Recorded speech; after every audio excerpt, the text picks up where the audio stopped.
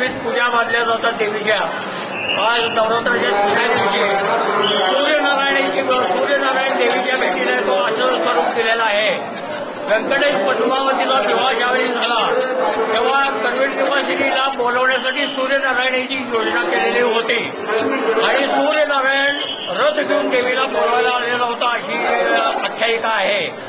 या सूर्यनारायणाचं स्मरण म्हणून दरवर्षी कार्तिक महिन्यात देवीच्या अंगावर सूर्यास्ताच्या वेळी 3 दिवस सूर्यकिरण येतं म्हणजे सूर्यनारायण देवीचं दर्शन घेतो अशी आज तागायची प्रथा आहे। तेव्हा त्याचं स्मरण म्हणून आज सूर्यनारायण देवीला आलेला आहे भेटायला। अशा स्वरूपात देवीची पूजा मानलेली आहे।